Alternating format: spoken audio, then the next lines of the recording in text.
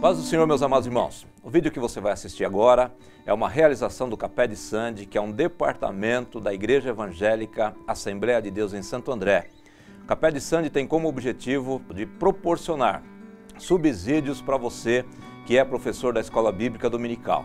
Então fique com mais este vídeo, que nós vamos apresentar a lição de número 7 do terceiro trimestre de 2020, onde nós estamos estudando os princípios divinos em tempo de crise, a reconstrução de Jerusalém e o avivamento espiritual como exemplos para os nossos dias. A lição de número 7, ela tem por título: O povo de Deus deve separar-se do mal. O nosso textuário está registrado na segunda carta do apóstolo Paulo aos Coríntios, capítulo de número 6 e o versículo de número 17, que está escrito assim: Pelo que saí do meio deles, e apartai-vos, diz o Senhor, e não toqueis nada imundo, e eu vos receberei. A verdade prática desse domingo, ela diz assim: o mundanismo na igreja corrompe os bons costumes e extingue a santidade. O nosso texto bíblico básico, ele está registrado em Esdras capítulo 2, versículos 59 a 62, também capítulo 4, versículos 2 e 3, capítulo 6, versículos 2 a 4. A palavra do Senhor diz assim: Também estes subiram de Telemelá e de Tel-Harsa, Querube, Adã e Imer, porém não puderam mostrar a casa de seus pais e sua linhagem, se de Israel eram. Os filhos de Delaías, os filhos de Tobias, os filhos de Necoda, 652. E dos filhos dos sacerdotes, os filhos de Abaías, os filhos de Cós, os filhos de Barzilai, que tomou mulher das filhas de Barzilai, o Gileadita, e que foi chamado do seu nome. Estes buscaram seu registro entre os que estavam registrados nas genealogias, mas não se acharam nelas, pelo que por imundos foram rejeitados do sacerdócio. Chegaram-se a Zorobabel e aos chefes dos pais e disseram-lhes: Deixai-nos edificar convosco, porque como vós buscaremos a vosso Deus, como também já lhe sacrificamos desde os dias de Esaradom, rei da Síria, que nos mandou vir para aqui.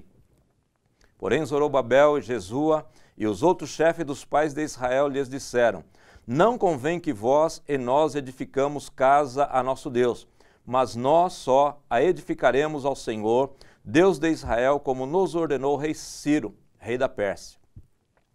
E em Aquimetá, no palácio que está na província de Média, se achou um rolo, e nele estava escrito um memorial que dizia assim: No primeiro ano do rei Ciro, o rei Ciro deu esta ordem: com respeito à casa de Deus em Jerusalém, essa casa se edificará para lugar em que se ofereçam sacrifícios.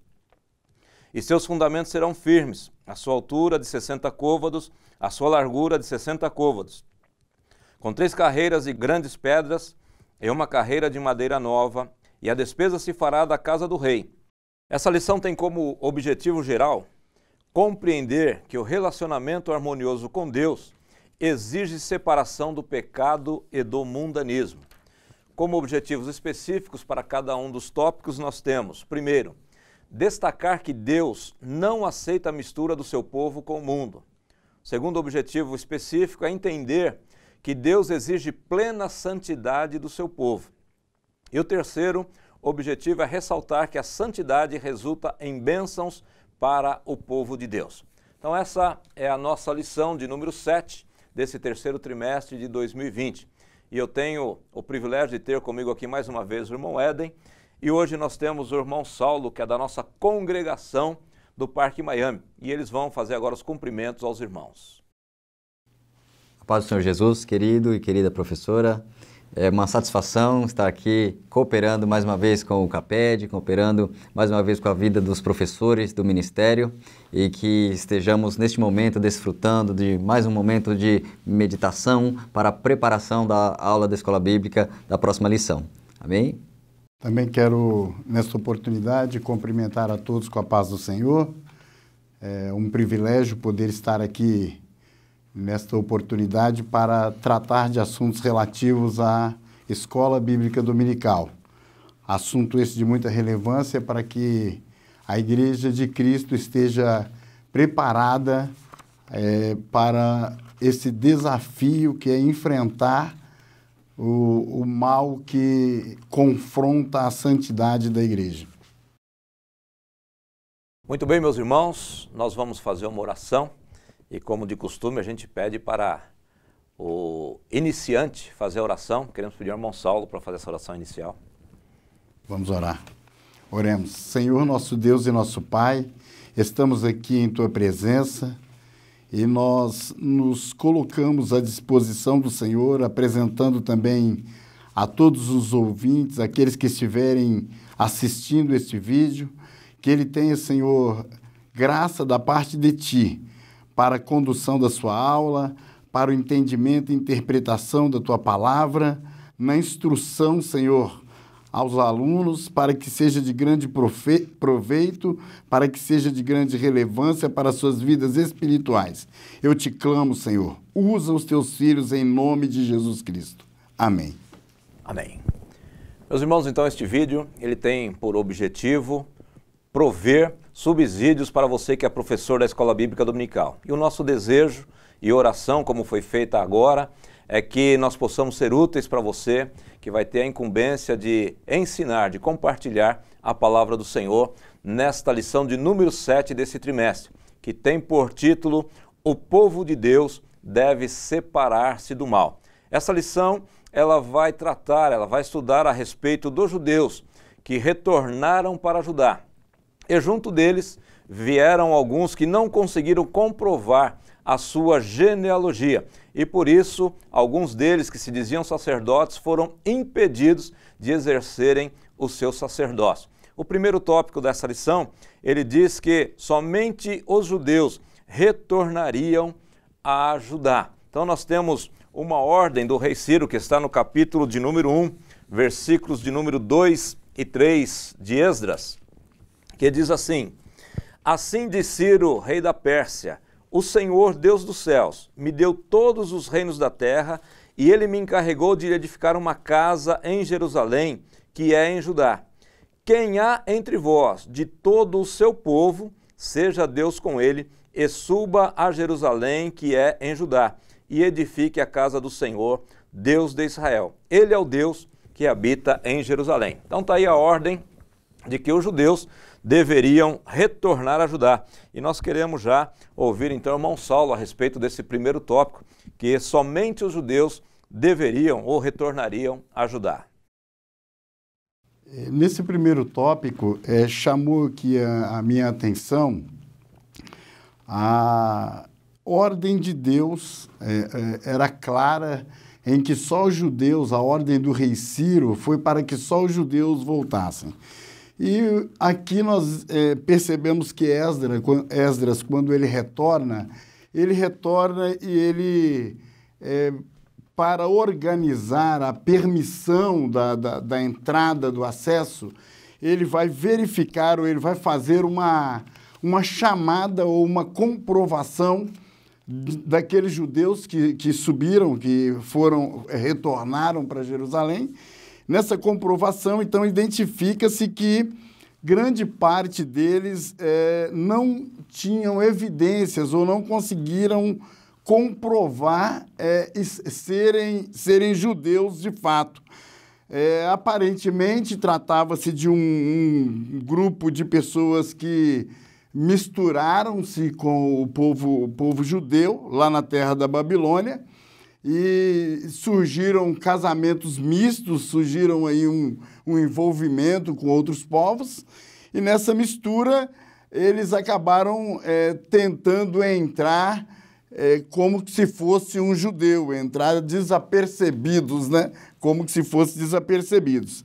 Mas acontece que nessa chamada Esdras identifica, e aí de cara, né, de acordo com o que está na lição, 652, e no texto bíblico, 652 pessoas já foram de cara excluídas.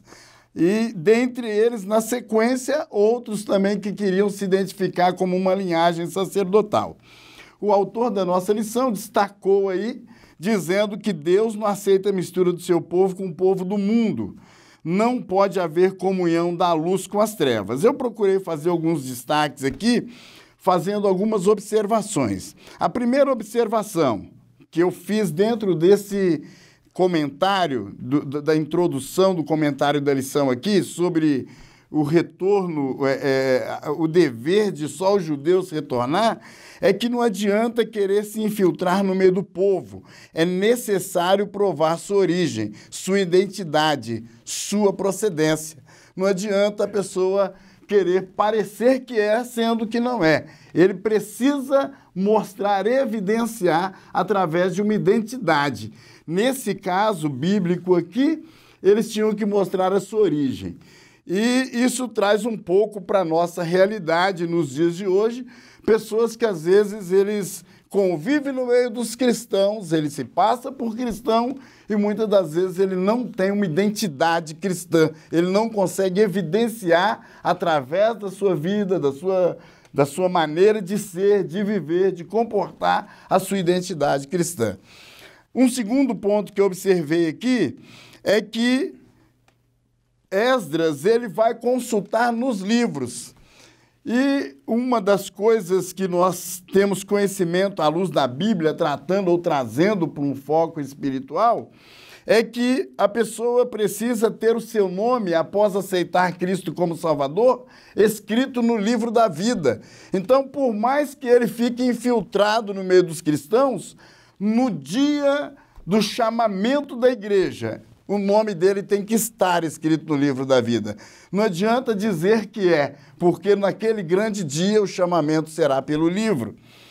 Então precisa ter o nome escrito no livro da vida. Menciono aqui Apocalipse capítulo 20 e versículo 15, para que possa ser meditado, evidenciando isso. Uma terceira observação: não pode estar misturado com os pecadores em suas práticas.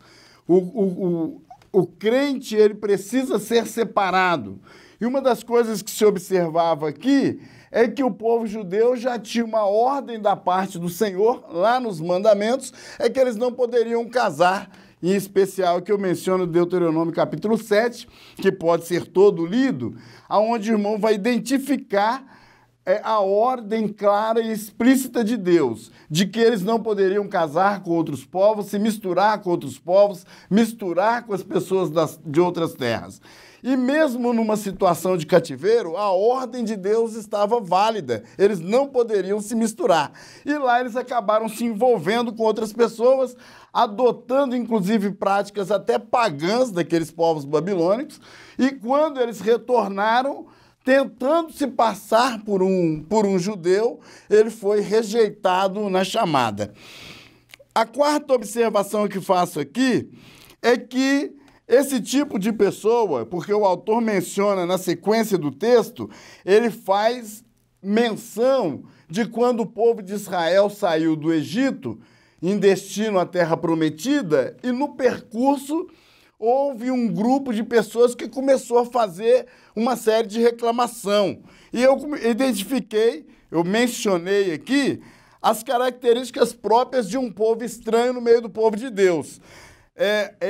Esses aqui eram chamados, ou conhecidos vulgos, né? Eles foram chamados de vulgo, um grupo de pessoas que não era um judeu natural, não era um israelita natural. E ele misturou-se no meio do povo israelita na saída da Terra Prometida, e nesse caminho, eles, num dado momento, eles começaram a fazer uma série de reclamações. Os irmãos podem abrir depois a Bíblia e fazer a leitura em Números 11, do 4 até o 7, onde está mencionando o caso desses vulgos. E eles tinham um comportamento, eram murmuradores, reclamavam de tudo, descontentes, eram interesseiros, apegados às coisas materiais. Paulo menciona que o Deus deles é o ventre. Eles estavam ali interessados em receber algo e começaram então a reclamar da comida, só tem o maná, e começaram a fazer uma série de reclamações. Isso é a característica de quem de fato não é do povo, porque o povo israelita estava contente, sentindo a mão de Deus os proteger, eles estavam sentindo garantidos por Deus na sua jornada. E esse povo estranho ao povo de Deus, mas misturado ali, oportunistas que eram, num dado momento, se sentiram desconfortáveis e começaram a fazer reclamações. Parece que a gente olha um pouco para a nossa realidade nos dias de hoje e começa a perceber, então, que o trigo, de fato, está crescendo com o joio. Muita gente descontente, reclamão, que vive no meio do povo de Deus, mas ele nunca está satisfeito. Ele reclama da palavra pregada, ele reclama do culto prolongado, ele reclama de tudo, ele nunca está contente, ele nunca está satisfeito. E esse é o vulgo. Ele está no lugar errado. Ele não tem a identidade dele é diferente da identidade do cristão. E por último aqui, o autor faz menção dizendo que a porta é estreita. Ele faz menção do texto bíblico de Mateus 7,14, dizendo que estreita é a porta e apertado o caminho que leva à vida.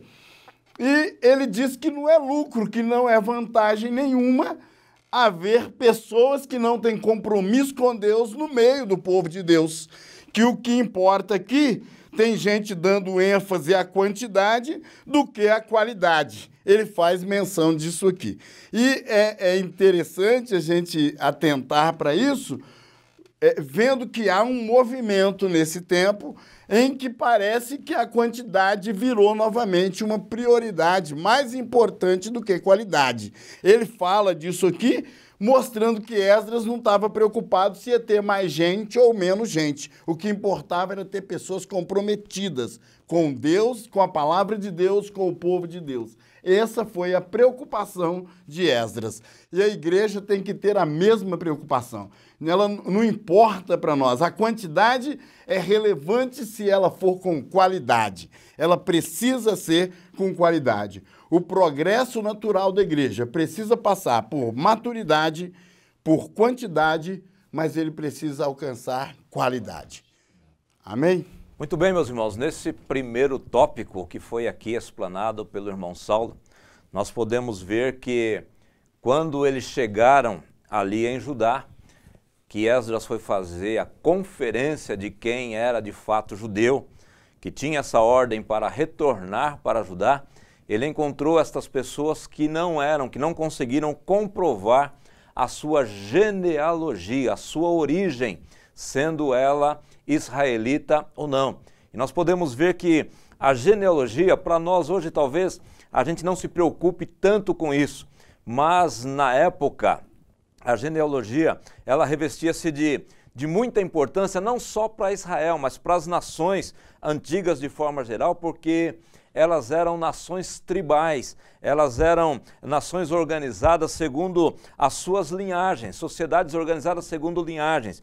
E dentro dessa perspectiva é que eles tinham as suas posses, as suas terras, os seus territórios. Então, para ter essa posse, era muito importante para eles declararem a sua genealogia, a sua origem.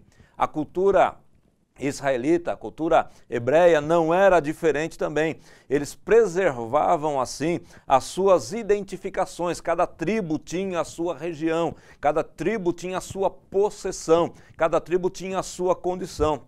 Era muito importante para os judeus essa continuidade por muitos anos, né? Por mais de 300 anos, por muitos anos, 3.000 e tantos anos, Israel ele preservou a sua genealogia. Até essa época aqui de Judá, no retorno do exílio, eles ainda mantinham essa preservação. As tribos do norte, infelizmente, elas foram esparramadas, né? Elas foram espalhadas, elas perderam essa característica, mas Judá, as tribos do sul não, eles conseguiram manter essa identidade, essa identificação que era para eles muito importante.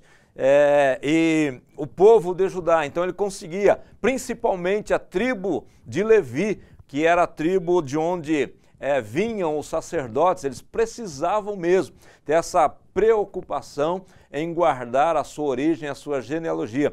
Perceba que no texto aqui, capítulo 2, versículo 59, a seguir de Esdras, você vai perceber que algumas pessoas foram impedidas de exercer o sacerdócio. Por quê? Porque elas não conseguiram guardar ou comprovar a sua genealogia, a sua origem levita.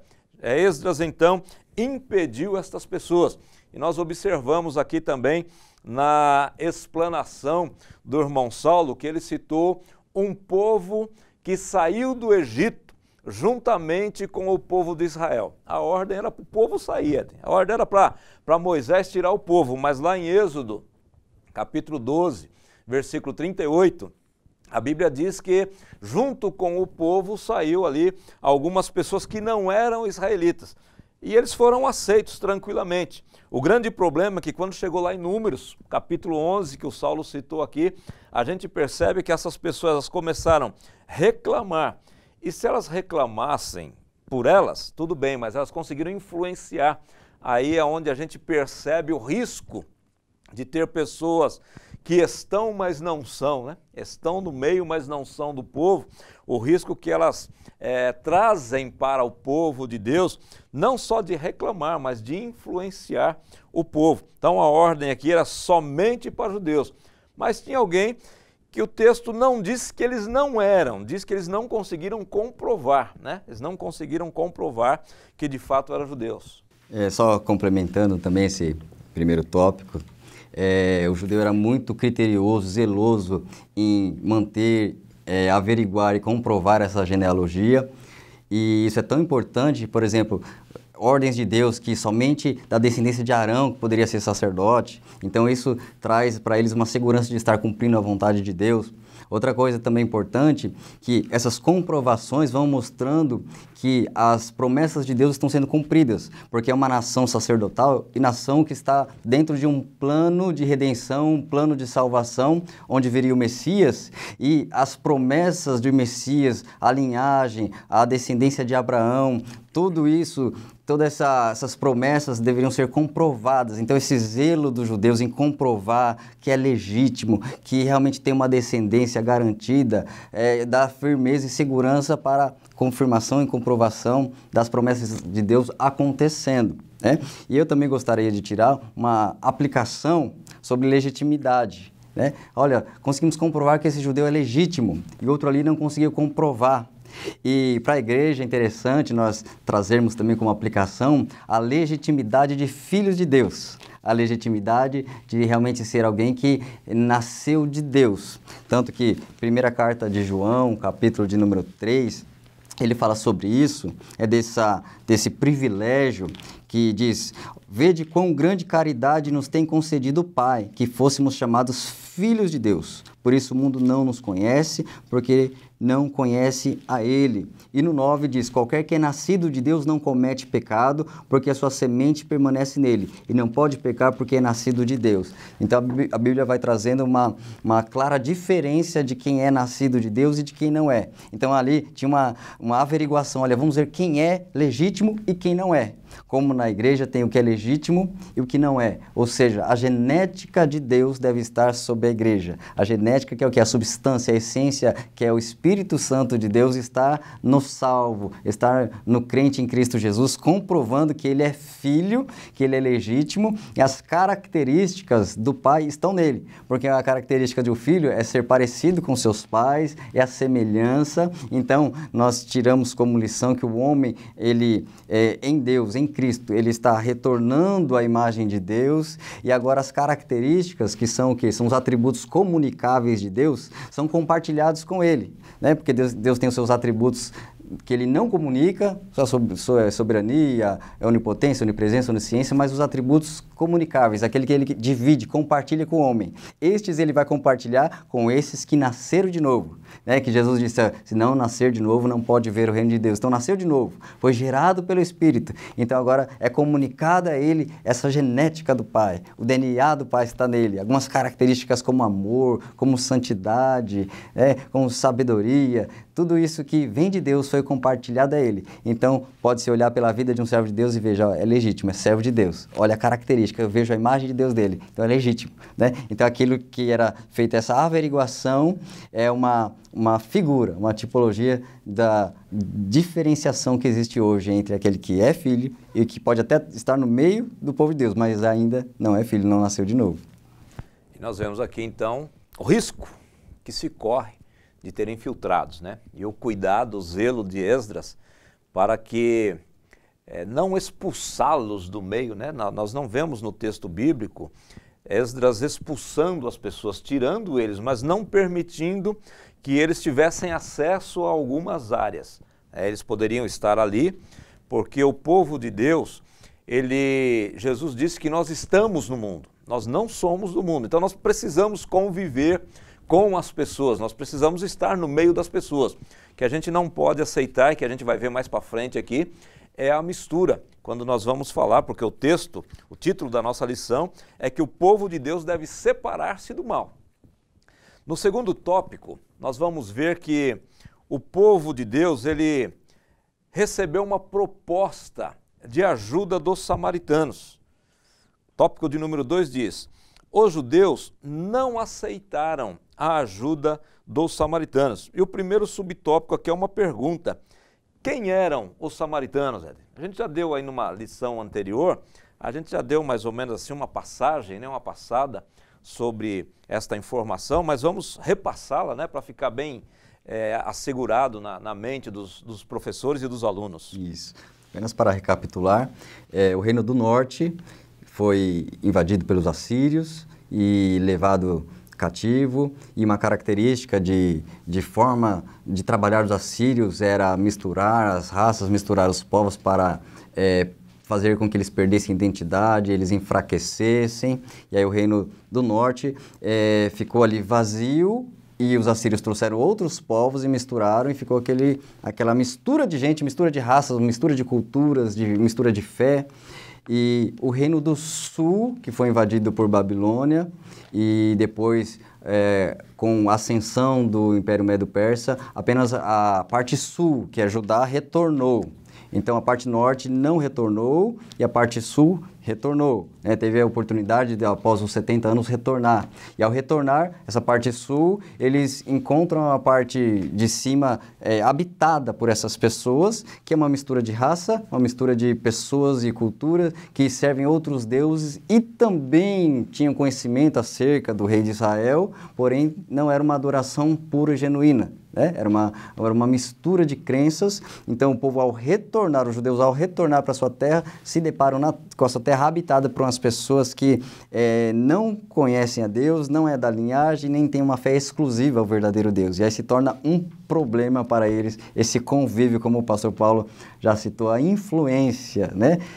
Eles deveriam retornar convictos da sua chamada em servir a Deus exclusivamente, não deixar essa influência daqueles povos sobre eles, né? Então, os samaritanos era esse povo misturado, né? Essa mistura, ela não se deu de uma ocasião só. Ela começou próximo ao ano 740 a.C., com um rei assírio chamado Tiglat-Pileser.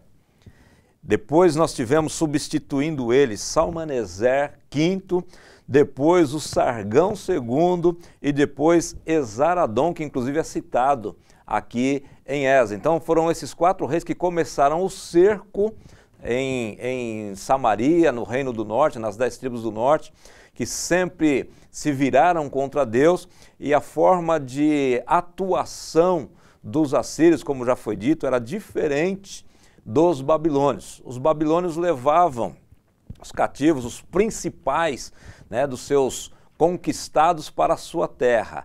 Os assírios, eles misturavam os povos, eles pegavam um povo daqui, colocavam para lá ou de lá, levavam para outro lugar, e eles iam misturando para quê? Para tirar a identidade. Um povo misturado é um povo sem identidade. Quando eles levaram as pessoas, alguns assírios e de outras regiões, para a região de Samaria, eles começaram a ter problemas ali. Algumas feras começaram, Saulo, a querer devorá-los. E eles foram: olha, rei, não está dando certo. Nós não conhecemos o costume do Deus da terra. Foi quando eles pegaram um sacerdote da região de Samaria, levaram ele para lá para ensinar como é que adorava a Deus. Eles aprenderam como adorava a Deus, mas não deixaram de adorar os seus deuses. E aonde nasceu essa mistura de povos. Eles habitavam na região de Samaria, são chamados de samaritanos, porque habitavam na região de Samaria, mas é um povo misturado. Tinha ali judeus, tinha ali descendentes de Israel, mas tinha também pessoas de outros lugares que trouxeram as suas práticas e houve uma mistura total.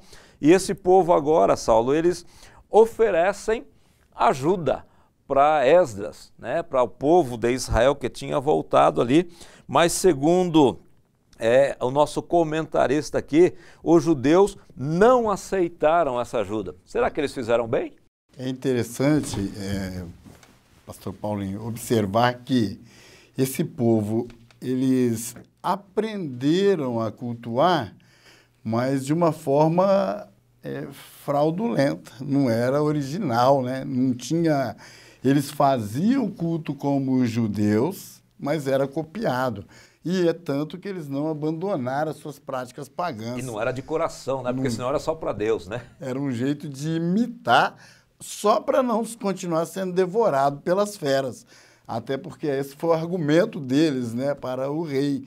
Olha, vocês nos colocou nessa terra e o Deus deles está revoltado conosco e mandou os leões nos devorar. Essa foi a mente dos samaritanos. E então o rei falou, manda um sacerdote do Deus da terra ensiná-los. E aí eles aprenderam a fazer adoração, imitando a adoração judaica.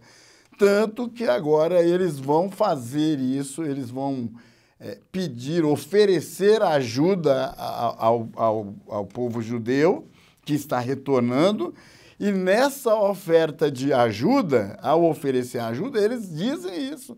Nós adoramos o seu Deus. Eles fazem questão de mencionar. Ou seja, já haviam aprendido como que os judeus adoravam. E queriam pegar carona na bênção do povo judeu. Essa era a mente deles. O autor faz menção disso, né? Eles queriam usufruir das bênçãos do povo samaritano. Mas a pergunta, respondendo a pergunta, pastor Paulinho, eles fizeram bem? O autor deixa muito claro na lição que eles fizeram muito bem em rejeitar. Inclusive, ele abre já aqui uma aplicação para nós, dizendo que essa atitude é bíblica, pois a Bíblia manda que nós devemos nos afastar daqueles que não têm a sã doutrina. Diz que nós temos que afastar daqueles que têm uma vida irregular. É claro que aqui ele não está pedindo para que não haja convivência, ele está pedindo para que não continue com as práticas dessas pessoas. Eles não podiam se misturar com os samaritanos para não cometer o mesmo erro que eles cometiam, que era adorar o Deus de Israel, mas também adoravam os seus deuses pagãos. Então a ordem de Deus era para não misturar. E o autor então reforça aqui, inclusive mencionando aí vários textos bíblicos, deixando claro que não é que nós temos que nos isentar ou afastar ou isolar-nos das pessoas do mundo. Porque nós estamos no mundo, apesar de não sermos do mundo, sermos peregrinos e forasteiros desse mundo, nós precisamos conviver com as pessoas desse mundo com sabedoria, né, com inteligência, com conhecimento, com orientação da parte de Deus, para que nós não sejamos contaminados. O crente ele não pode ser influenciado, ele precisa influenciar o mundo. Porque não havia problema, aparentemente, ou proibição clara de que eles não pudessem ajudar. Se a gente for retornar um pouquinho na história, quando Salomão construiu o templo, ele usou pessoas de Tiro para cortar, para lavar pedras, para cortar madeira. Ele usou pessoas estrangeiras.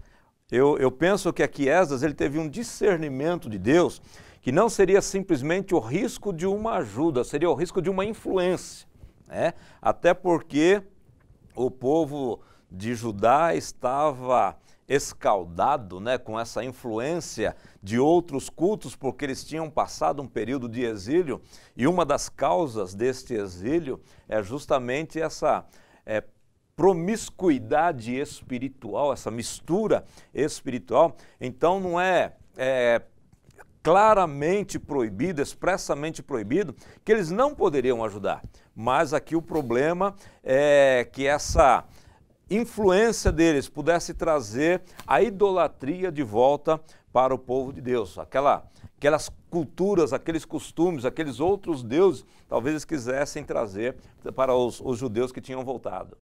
Uma coisa que eu também vi no livro de Juízes, um momento que Deus permitiu ficar alguns povos.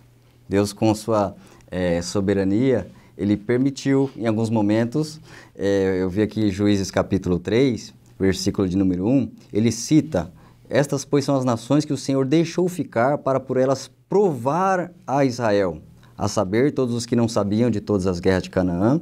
E versículo de número 4, estes, pois, ficaram para por eles o Senhor provar a Israel, para saber se dariam ouvidos aos seus mandamentos que tinham ordenado a seus pais pelo ministério de Moisés. Então, em alguns momentos a gente vê a permissão de Deus: olha, eu vou deixar algo aqui bem do lado deles para provar, para ver se eles realmente me amam, vão me servir, vão guardar os meus mandamentos, ou eles vão se inclinar e vão se deixar ser influenciados, porque conforme a inclinação que nós temos, ou alguém tem, vai mostrar o que ama. Se ama a Deus, iria rejeitar e servir a Deus. Se realmente amasse as coisas daquela terra, os costumes daqueles povos, iria se deixar ser levado. Então, em Juízes a gente vê que Deus permitiu para provar, né, que podemos deduzir que existe uma permissão de Deus em deixar povos ali próximos.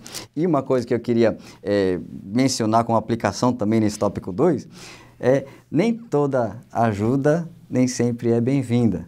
A gente pode às vezes ficar todo feliz: olha, apareceu alguém para ajudar, apareceu alguém para me auxiliar aqui e quer fazer as coisas de Deus também. Alerta, como bem pontuou o pastor Paulo, discernimento, né? O apóstolo Paulo teve um momento que teve lá uma moça ao seu lado e aquilo durou alguns dias, lá em Atos dos Apóstolos, capítulo de número 16, que ela alguns dias acompanhando ele, dizendo: olha, esse aqui serve do Deus Altíssimo e anunciando o caminho da salvação, uma porta-voz ao lado dele. Ou seja, parecia uma ajuda, um apoio, mas aí depois ele teve discernimento, que era um espírito maligno, e expulsou. E teve outro momento também com os apóstolos, que é bem curioso, que tinha um homem que era um encantador, que mexia com magia, e aí supostamente se converteu, estava com eles, lá em Atos dos Apóstolos, capítulo 8, Simão, o nome dele. E aí no versículo 9, cita o nome dele, que era alguém de influência antes, influência por parte das trevas, e aí diz o versículo de número 13, que estava acompanhando de contínuo com Filipe, ou seja, estava ali ao lado, junto, um obreiro, um cooperador.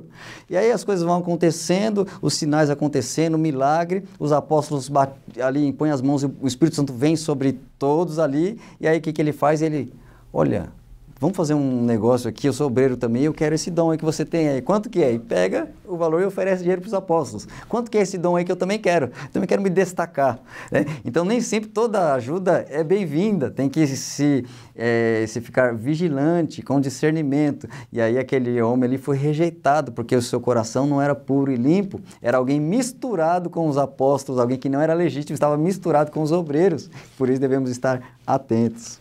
Antes da conclusão desse tópico, é importante observar o resultado que provocou nos samaritanos a recusa de Esdras. Provocou neles, o autor faz menção dizendo aí que gerou neles inveja, e ele faz questão de mostrar com referências bíblicas esse comportamento, inclusive na igreja do Novo Testamento, lá em Atos, né? Que essa reação de inveja em relação ao povo de Deus acontece sempre que o povo de Deus recusa uma mistura, que o povo de Deus recusa estar satisfazendo.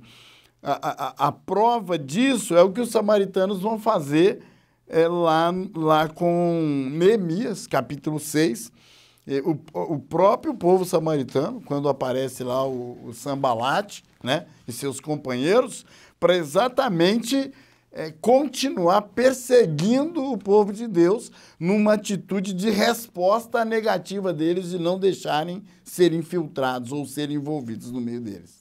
Aí a gente percebe claramente que espírito que estava atuando neles, né? Se era o Espírito de Deus querendo ajudar, e certamente não era, porque a atitude deles, como bem frisado aqui pelo Paulo, foi tornar-se inimigos, algozes, a ponto de escreverem cartas para o rei: olha, rei, não dá, não deixa não, porque esse povo é terrível. Então, a gente percebe que esse povo, ele não queria de fato ajudar, ele queria somente se infiltrar para possivelmente impedir o progresso da obra do Senhor. E aí nós chegamos no terceiro tópico, que é bem ligado com o título dessa lição, que o povo de Deus deve separar-se do mal, e o mal aqui a gente entende que era essa intenção dos samaritanos, esse era o mal, as atitudes dele na ideia de impedir que a obra de Deus fosse feita, ainda que querendo se dispor a ajudar. E o terceiro tópico, ele diz que Deus exige santidade do seu povo. Deus, ele exige que o seu povo seja exclusivamente seu. Deus exige que o povo de Deus, ele seja santo. E o começo do tópico 3 diz assim: em toda a história do povo de Deus, observa-se que ele, para manifestar-se no meio do seu povo, exige plena santidade. Deus espera que seu povo esteja sempre em comunhão com ele, vivendo separado do mal. Então Deus, ele quer que o seu povo seja santo. Santo quer dizer, em primeira instância, em primeiro ponto, em primeiro lugar, quer dizer separado. A palavra santo quer dizer separado. A gente diz, e a Bíblia diz, que Deus, ele é santo. Quando nós falamos que Deus, ele é santo, quando a Bíblia diz que Deus, ele é santo, a Bíblia está dizendo que Deus, ele é incomparavelmente santo. Deus, ele é essencialmente santo. Ele é separado, inclusive, dos seres celestiais criados. Deus está acima, até mesmo dos seres celestiais criados. A palavra kadosh, no hebraico, quer dizer santo. A palavra hagios, no grego, quer dizer santo, quer dizer separado. Então, Deus, ele é separado de todos aqueles que se dizem Deus. Não há Deus como Deus, ele é separado. Então, separado quer dizer que nós devemos ser separados, em primeiro lugar, para Deus. Nós devemos ser separados de e separados para. Em primeiro lugar, separado. Quando a Bíblia chama nós de santos, nós não somos santos como Deus é santo, essencialmente santo, incomparavelmente santo. Nós somos santos porque fomos separados. E separados de quê, Éden? A palavra separação, né? O servo de Deus, ele tem que entender, compreender essa natureza santa de Deus e separar-se do mal, separar-se do pecado, separar-se do mundo. Do pecado nós podemos enxergar lá em Isaías 59, versículo 2, que fala, olha, o pecado é que faz divisão entre vós e vosso Deus e faz com que ele esconda o rosto de vós. Então, separação do pecado. Outra separação é separação do mundo. Ali em Tiago 4 fala sobre isso. Em Tiago 4 fala que a amizade do mundo é inimizade contra Deus. Então, a situação de santidade me faz voltar em uma direção. Temos dois opostos, Deus de um lado e o mundo do outro. Eu estou no meio. Ou eu viro-me para o mundo e fico de costas para Deus, ou eu viro-me para Deus, minhas costas devem estar para o mundo. Não tem como ficar olhando para os dois, eu devo fazer uma escolha. Então, separar é escolher o lado que é a face de Deus e virar as costas para o mundo. E também é uma santidade, é rejeitar e afastar-se até da sua essência natural, tendenciosa ao pecado. Porque a nossa natureza, ela não é totalmente trocada quando aceitamos Jesus, nós não recebemos um revestimento de glória ao levantar as mãos, mas agora ao receber o Espírito Santo, nós vamos, com a graça de Deus, com o poder de Deus, subjugar a força da carne, o poder da carne. Então, são algumas coisas em santificação nós rejeitamos, porque o processo de santificação, existe alguns estágios ou níveis, que é primeiramente o posicional. Eu estava na posição de imundo, sujo, perdido, e ao ser alcançado por Cristo, eu fui para a posição de salvo, posição de justificado, posição de perdoado. É o primeiro momento, essa posicional, mudei de uma posição para outra. Mas o segundo aspecto da salvação é aquele que é um contínuo, é a santificação progressiva, onde nós devemos cada dia aperfeiçoar no temor de Deus, aperfeiçoar a vida com Deus, aperfeiçoar o seu modo de viver, ser cada dia mais parecido com Deus, deixar o fruto do Espírito ser amadurecido na sua vida.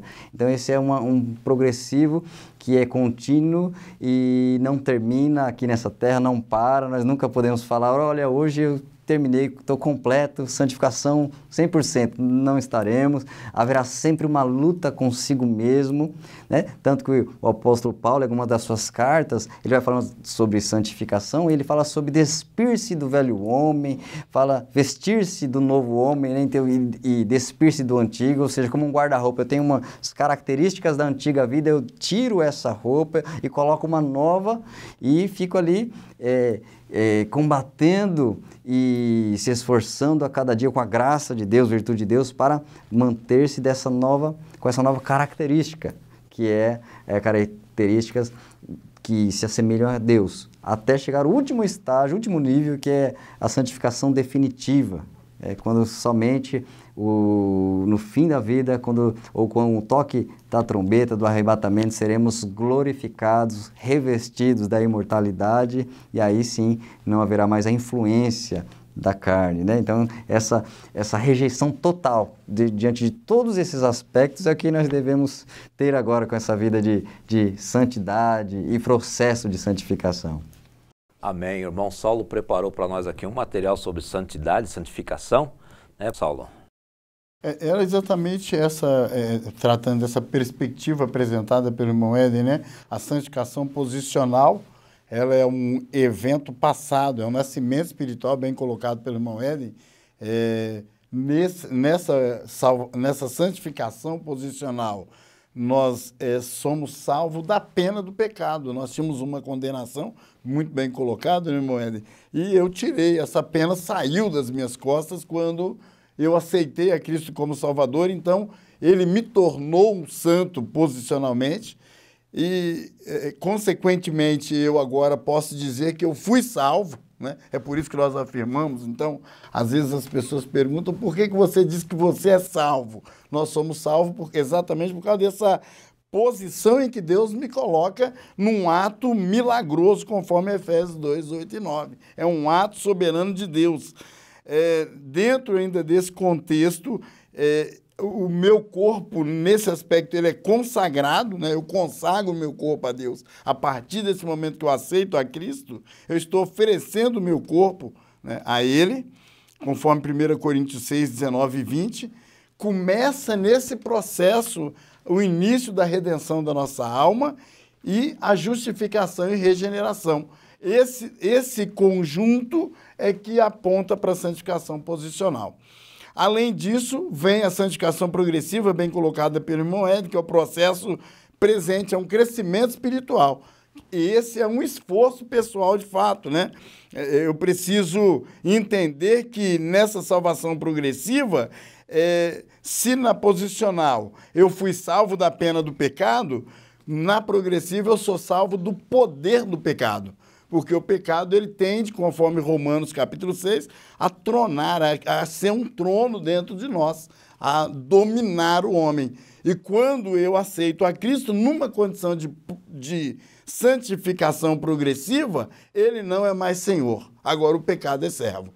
Não significa que eu não o pratico mais, porque nós estamos sujeitos a pecar como seres humanos, como homens que somos, ainda com a nossa natureza pecaminosa em nós, porque nós não estamos num corpo glorificado. E, portanto, mas eu tenho como dominar essa vontade, eu tenho como vencer essa força do pecado. Se na posicional eu fui salvo, na progressiva eu estou sendo salvo. Parece um pouco antagônico ou contraditório, né? Quando falamos dessa forma, mas se eu já fui salvo, por que eu estou sendo salvo numa condição progressiva? Tiago explica isso, né? Tiago, capítulo 1, versículo 21. Ele explica essa condição de progressão em que a ação humana vai fazer com que eu vou melhorando a cada dia, eu vou sendo transformado a cada dia. Quanto à santificação progressiva, falando da consagração do corpo, no aspecto da santificação progressiva, em 2 Coríntios 4,16, nós vamos entender que a necessidade da deterioração do corpo. Paulo diz que tem que desfazer desse corpo do pecado para poder alcançar lá na frente um corpo de glória. Então eu não posso mais ser dominado pelo poder da carne. Se aqui começou o início da redenção da minha alma, na progressiva, ela vai continuar sendo redimida a minha alma. E por último, ainda tratando da santificação posicional, se eu fui justificado e regenerado, na santificação progressiva, eu estou sendo santificado a cada dia. Cada dia que passa, eu vou sendo santificado. Na definitiva, para todos esses aspectos, que é um evento futuro, é uma perfeição espiritual, aí sim, é um atributo plenamente de Deus, em que nós, num corpo glorificado, não mais num corpo mortal, alcançaremos um nível de santidade onde nós não temos mais como retornar atrás, né? Então, aí sim, eu estou salvo da presença do pecado, nunca mais ele me vê. Se ele me perseguiu aqui a vida inteira, desta feita agora, nunca mais eu vou praticar o pecado, porque eu estou livre da presença dele. Aqui sim, nessa condição, em 1 Tessalonicenses 5,9, fica claro que nós já estamos, aí sim, eu estou sendo salvo definitivamente. O meu corpo está sendo agora rendido, é a redenção plena do corpo, conforme Romanos 8:23. Então, aí a conclusão da redenção da minha alma e, portanto, esse aspecto nós chamamos de glorificação. Agora eu estou num corpo glorificado. Essas são as observações que eu preparei, deixei separado aqui para observar em relação a esse processo de santificação que ocorre em nossas vidas. Falar disso fica parecendo muito técnico, né? Mas é o nosso dia a dia. Isso aqui é o nosso dia a dia. É a realidade do crente após entregar a sua vida a Cristo. Ele vai enfrentar, a partir do momento, aquela sensação de que eu estou salvo, eu não tenho mais uma condenação. É como que se caísse um peso das suas costas, né? Naquele primeiro momento. Só que no dia seguinte ele vai enfrentar todas as suas lutas possíveis, sabendo que agora ele tem o auxílio do Espírito Santo que vai ajudá-lo nesse processo progressivo da fé. Confiando no Senhor, buscando no Senhor, pedindo ao Senhor, sendo auxiliado pelo Espírito de Deus para que ele alcance vitória e seja de fato santificado no dia a dia. Porque senão ele entende isso como uma teoria e ele não entende que ele tem que fazer esforço algum. Não que você está fazendo isso para a sua salvação, porque o Senhor Jesus já morreu na cruz pelos seus pecados, mas é para o seu processo de santificação. Única e exclusivamente para um processo de santificação. E isso você faz só com o auxílio do Espírito Santo. É só na presença de Deus, é fugindo da aparência do pecado quando a Bíblia orienta que tem que fugir, é rejeitando o mal, comparando isso aqui, o irmão Éden começou definindo aqui a palavra separar, e eu procurei, olhando para o título da lição, né, o povo de Deus deve separar-se do mal. Eu procurei atentar para essa questão o privilégio de ser chamado de povo de Deus, que ele só chamou primeiro o povo de Israel de povo de Deus, depois deu esse privilégio à igreja, e depois quando eu fui ver a palavra separar, olhando para o sentido dela no dicionário, né, impedir a união de, pôr à parte o que estava junto ou ligado, determinar os limites espaciais de, é o sentido da palavra separar. E aí eu fui olhar a palavra mal, ela tem 28 significados no dicionário. Então veja que a palavra mal, ela é extremamente abrangente, sempre de forma negativa. 28 possibilidades. Dentre elas está lá o pecado. Então, nós precisamos recusar, rejeitar o mal a qualquer custo. Tudo aquilo que não for produtivo, que não ajudar, que não for cooperativo, que não ter como um serviço ao próximo, um serviço a Deus, deve ser rejeitado por nós como povo de Deus. Amém. Nós vemos então nesse terceiro tópico que Deus exige santidade do seu povo. Como já foi dito aqui, com bastante propriedade pelos nossos dois irmãos que estão conosco nessa tribuna, ser santo quer dizer ser separado. E o primeiro ponto é ser separado de.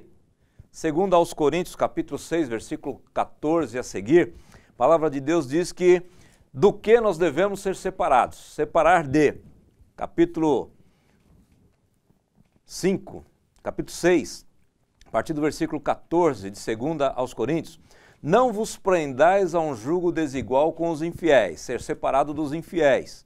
Porque que sociedade tem a justiça com a injustiça? Que comunhão tem a luz com as trevas? Que concórdia há entre Cristo e Belial? Ou que parte tem o fiel com o infiel? Que consenso tem o templo de Deus com os ídolos? Porque vós sois o templo do Deus vivente. Como Deus disse, neles habitarei e entre eles andarei. Eu serei o seu Deus e eles serão o meu povo. Pelo que saí do meio deles e apartai-vos, diz o Senhor. Não toqueis nada imundo e eu vos receberei. Então, ser separado do mal, que conforme disse o irmão Saulo aqui, eu não tive essa curiosidade de pesquisar o mal, que tem 28 significados ou 28 sinônimos. É muito sinônimo para uma coisa só e todos eles degenerativos, todos eles ruins. Então o mal é ruim mais de 28 vezes. É muito mal o mal. Então, separar de quê? Separar-se do mal, separar-se do pecado, separar-se de tudo aquilo que desagrada a Deus. Isto é um dos aspectos de ser santo. Agora, queridos, não basta separar-se do mal para ser santo, ô Saulo. Não basta separar-se do mal, precisa ser dedicado para quem? Então, ser santo quer dizer separado do e separado para. Então, nós somos separados do mal para sermos consagrados a Deus, conforme nós encontramos lá em Deuteronômio, capítulo 7, versículo 6. Deuteronômio, capítulo 7, versículo 6. Então, não basta deixar de fazer o mal, porque tem muita gente boa nesse mundo. Tem gente que você conhece aí que ele fala, eu não mato, eu não roubo, eu não faço isso, eu não faço aquilo. Tem bons pais que não são crentes, tem bons maridos que não são crentes, mas não basta só ser separado do mal, precisa também ser separado para Deus. Capítulo 7, versículo 6 de Deuteronômio diz assim, porque povo santo és ao Senhor teu Deus. O Senhor teu Deus te escolheu para que lhe fosses o seu povo próprio de todos os povos sobre a terra. Então é um povo que era separado de todos os outros povos da terra, mas um povo que era consagrado, dedicado a Deus. Então ser santo não é simplesmente não fazer o mal. Ser santo é não fazer o mal e ser dedicado a Deus, ser oferecido a Deus, ser ofertado a Deus. Não basta falar, eu não faço, eu não sou, eu não tenho, né? A gente ficar dizendo bastante coisa, porque quando nós somos dedicados a Deus, somos santos, separados do mal, dedicados a Deus, aí em nós começa a aparecer a participação no caráter de Deus. 1 de Pedro, capítulo 1, versículos 13 a 17, a gente encontra aqui, 1 de Pedro, capítulo 1, 13 a 17, portanto, cingindo os lombos do vosso entendimento, sede sóbrios, esperai inteiramente na graça que se ofereceu na revelação de Jesus Cristo, como filhos obedientes, não vos conformando com as concupiscências que antes havia na vossa ignorância, mas como é santo aquele que vos chamou, sede vós também santos em toda a vossa maneira de viver, porquanto escrito está, sede santos, porque eu sou santo. Então, quando eu sou santo, no sentido de separado de, eu deixo de praticar o mal, dentro dessa luta que o Saulo falou. Não é porque nós somos bonzinhos, a gente não deixa de pecar, a gente luta todos os dias com o pecado, é uma luta constante. Eu gosto muito da expressão do apóstolo Paulo lá em Romanos capítulo 7, quando ele fala, um miserável homem que eu sou. É uma luta constante, o bem que eu quero fazer eu não consigo. O mal que eu não quero está aqui toda hora me fustigando, toda hora me tentando. Então a nossa luta ela é diária. Ser santo quer dizer separado de. Ser santo quer dizer separado de e consagrado a. Quando eu sou separado de e consagrado a, em mim começa a manifestar-se o caráter de Deus, que a gente encontra lá em Gálatas capítulo 5, versículo 22, que são as características do fruto do Espírito. Não é, Éden? Verdade. Sempre tem uma negativa e uma inclinação do que se deve fazer, o que eu não devo e o que eu devo. Olha, separar-se do mal, o que eu não devo, e aproximar-se de Deus, é o que eu devo. A minha boca não deve ter palavras torpes, palavras ruins, mas minha palavra deve ser para edificação, para engrandecimento do nome do Senhor. A minha carne antes era para prostituição, agora ela é para a santidade, para que corpo, alma e espírito por completo, de modo integral, esteja santificado para Deus. E também Deus, ele toca e purifica para capacitar para servir a Ele. Por exemplo, Isaías, ele contempla o trono de Deus, lá em Isaías capítulo 6, ele então confessa: ai de mim que vou perecendo, sou impuro no meio de um povo impuro também, e aí vem uma tenaz enviada por Deus para tocar nele, purificar, e após purificar, Deus agora está o chamando. Quem há de ir por nós? E agora ele está então habilitado para ir. Após a santificação, a purificação, ele está habilitado para ir. E Deus conta com o seu povo santificado para poder servi-lo, poder representá-lo, ao ponto que certa vez também o apóstolo Paulo o convida ali a igreja de Coríntios para examinar e olhar intimamente se não há algum pecado, se não há alguma coisa infiltrada. Tem um momento ali, em 1 Coríntios capítulo 5, versículo 6 em diante, que ele fala sobre o fermento. Versículo 6 diz: não é boa a vossa jactância, não sabeis que um pouco de fermento faz levedar toda a massa? Alimpai-vos, pois, do fermento velho, para que sejais uma nova massa, assim como estáis sem fermento, porque Cristo, nossa Páscoa, foi sacrificado por nós. O que ele está dizendo? Ele está falando para um povo judeu, em sua maioria, a igreja no início dos primórdios da igreja primitiva, e que entende a linguagem que ele está dizendo. Olha, o povo conhecia que havia uma festa. Na festa dos pães asmos, dos pães puros, não podia ter fermento. Naquela semana eles deveriam tirar todo o fermento de casa. E deveria vasculhar, não deixar nada ali de fermento para comemorar o pão asmo, um pão puro, para lembrar da sua libertação do Egito, que é aquela festa, a comemoração da Páscoa. Então, antes da Páscoa tinha esses dias do pão sem fermento. E aí Paulo, usando essa figura, essa linguagem, fala: olha, nós, igreja, olhemos para nós se não há fermento escondido, se não há fermento na sua casa. Ele está tratando no capítulo 5 de um problema familiar. Havia pecado, havia ali uma iniquidade, questão até sexual nesse capítulo, e ele, ao falar disso, ele está falando com a igreja, ele: olha, cuidado, nós devemos olhar para dentro de nós, dentro das nossas casas, dentro das nossas famílias, dentro de nossas vidas, e ver se há algum fermento para ser tirado, porque o fermento ali simboliza a malícia, a impureza, a hipocrisia. Então a igreja congregava para cultuar a Deus, mas na sua casa tinha maldade. Então, no separar de mal, Paulo chama esse momento, desse evento da festa, fala: olha, o antigo tinha essa festa, quero tirar o fermento. Igreja, vamos agora olhar para a realidade, a nova realidade espiritual, que é olhar para o fermento da maldade, se não está oculto, se não está escondido dentro de casa, dentro de você, dentro do seu relacionamento, dentro da sua família, para que seja tirado. E aí ele fala para que haja sinceridade e verdade. Isso nos leva a pensar, irmão Éden, que há uma propensão nossa de se tornar amigo das coisas do mundo. O Tiago trouxe um alerta, né? Ele disse assim, e ele foi mais duro do que Paulo, ele não tratou com essa sublimidade de Paulo, chamando de fermento. Ele já foi mais forte: adúlteros e adúlteras. Não sabeis vós que a amizade do mundo é inimizade contra Deus? Portanto, qualquer que quiser ser amigo do mundo, constitui-se inimigo de Deus. Então, não tem acordo, né? Que seja dentro da minha casa. As regras dos princípios da palavra de Deus precisam ser aplicados a mim e a minha família. Seja dentro do convívio profissional, eu preciso entender que eu sou amigo de Deus. O mal não deve nos acompanhar. Por exemplo, tem algo que é interessante que acontece ali com Jacó, quando ele sai ali da família das suas esposas, ele sai, ele parte, e ali ele é um chamado, um patriarca, para ter uma vida diferenciada, que a família ali, desde seus pais Abraão e Isaac, foram chamados por Deus, e a sua esposa carrega os ídolos da sua família. E aí o seu pai vem atrás dela, ela esconde debaixo da sua roupa. E então nós vemos aqui Jacó partindo, querendo avançar para a vida do chamado que Deus tinha para sua linhagem, e quem vem de trás está trazendo consigo os ídolos e escondendo.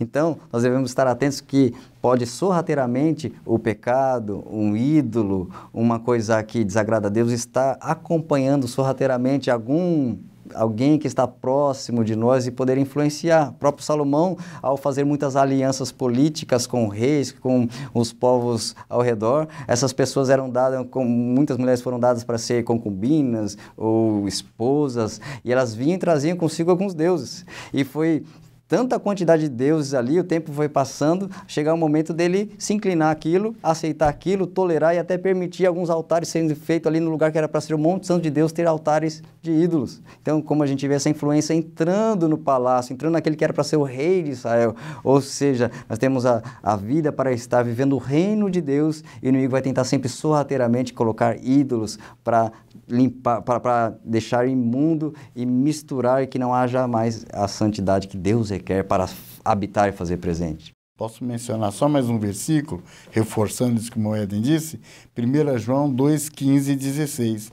Não ameis o mundo, nem o que no mundo há. Se alguém ama o mundo, o amor do Pai não está nele.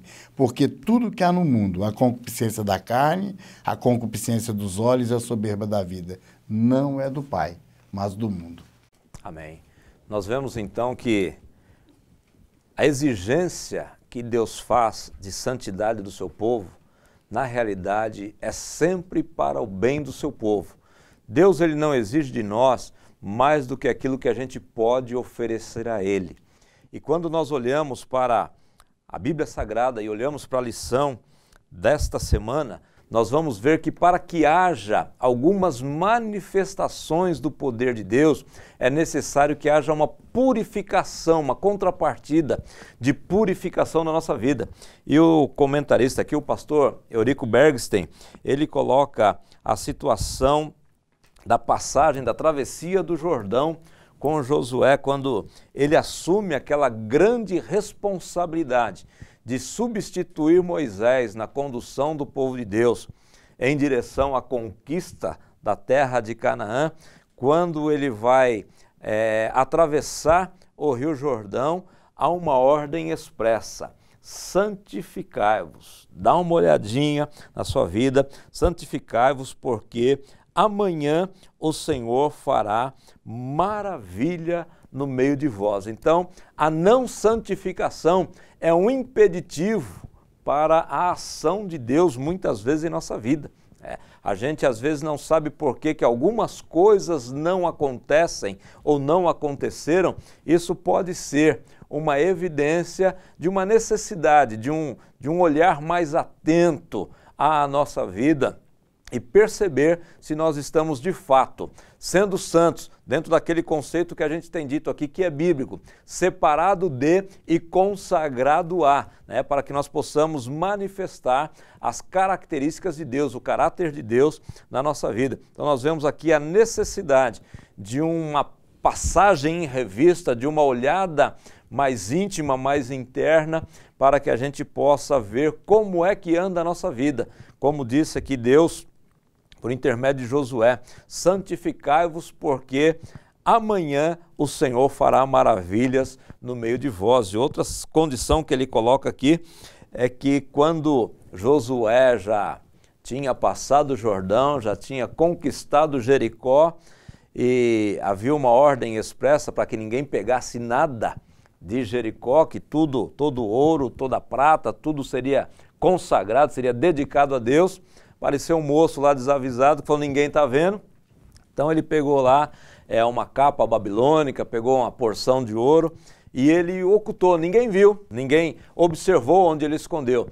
Mas quando eles foram para uma outra frente de batalha, contra uma cidade infinitamente inferior a Jericó, eles perderam.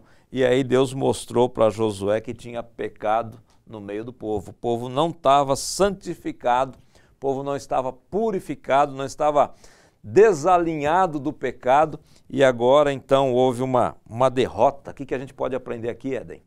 Que o pecado enfraquece, o afastamento de Deus traz derrota. nós confiarmos na própria força, porque eles subestimaram, olharam para Ai, é uma cidadezinha pequena, pega alguns homens e vai lá lutar e vencer facilmente, mas se não for a graça de Deus, a bênção de Deus, a mão de Deus, é em vão, né? Senão, se o Senhor não edificar a casa, em vão trabalham os edificadores, se o Senhor não guardar a cidade, em vão vigia a sentinela.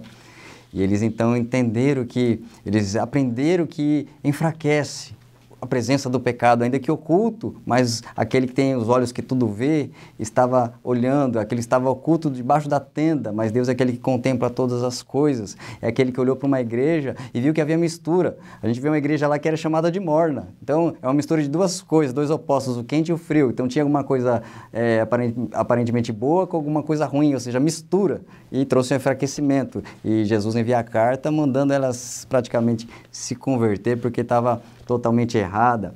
E nós vemos que o próprio Senhor Jesus orou pelos seus discípulos também para que eles fossem guardados do mal, essa influência não atingisse eles. Falou, olha, eu não vou pedir, ali na oração sacerdotal, não vou pedir que tire do mundo, Pai, mas que os livre do mal, que os guarde. Na oração do Pai Nosso, ele também, olha, nos livre de todo mal. Ou seja, essa influência está ao derredor e eu devo estar atento, alerta, vigilante, porque esse mal, se ele entrar, vai me afastar de Deus, vai me afastar da presença daquele que me resgatou, me salvou, me amou. Eu devo estar atento para não deixar essa infiltração minar, destruir e arruinar a minha casa espiritual. Pois é, queridos, nós terminamos aqui o terceiro tópico da nossa lição. Temos o quarto tópico, que na realidade ele é como se fosse uma conclusão dessa lição, como se ele fosse a conclusão dessa lição. No terceiro tópico, o texto diz que Deus exige santidade do seu povo.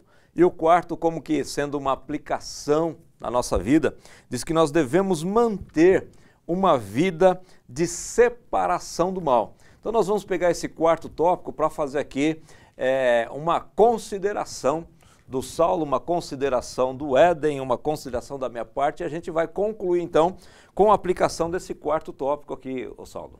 Então eu pego o primeiro subtópico colocado aí, que os judeus mantiveram-se separados do samaritano, para chamar a atenção para algumas separações que ocorreram na Bíblia, orientado por Deus, sempre no propósito de que o seu povo não se misturasse. Então, lembra que a Abraão, Deus mandando ele separar da sua parentela, o mesmo Abraão, já na sua jornada, ele precisou separar do seu sobrinho Ló, né? Houve algumas desavenças, então houve a necessidade de se separar. Jacó, já mencionou uma parte da saída de Jacó, voltando da casa do seu sogro, tio-sogro, Labão, e Deus orienta que ele tem que ir embora, ele tem que deixar a casa do seu tio, tem que ir embora, né? O próprio Ismael e Isaac precisou viver separados. Claro, hoje tem aí um contexto todo histórico envolvido, mas tinha que ser separado, porque Deus tinha um propósito, era com o povo de Israel. Jacó e Esaú precisou serem separados, né? Os dois não tinham como viver ou crescer ou habitar na mesma terra juntos, eles precisavam se separar, né? E o próprio povo de Israel, que Deus manda sair do Egito e ir para a terra prometida. Então, usando esse contexto do quarto tópico, o primeiro subtópico da lição, é que nós precisamos saber que há necessidade de separação. E aqui a separação do mundo é muito importante. Queridos, Hebreus, capítulo 12, versículo de número 14, diz: segui a paz com todos e a santificação, sem a qual ninguém verá o Senhor. Então a palavra de Deus é incisiva em falar que é necessária a santificação para chegar à salvação definitiva, a salvação completa. Nós vemos que o homem deve apartar-se do mal. O apóstolo Paulo, no capítulo 5, versículo de número 11, fala até para não se associar com aqueles que se dizem irmãos, mas que são idólatras, avarentos, beberrão, e devasso, com tal ainda nem comais. E no versículo anterior ele fala, não os que são do mundo, porque senão você tem que sair do mundo. Mas aquele que se diz irmão, ou seja, ele se autoproclama cristão e envergonha com seu testemunho. Então o apóstolo Paulo faz um alerta, não fique associado. Né? Então, nós vemos o Salmo 1 que fala uma distinção do bem-aventurado que teme a Deus e anda nos seus caminhos, em oposição aos ímpios.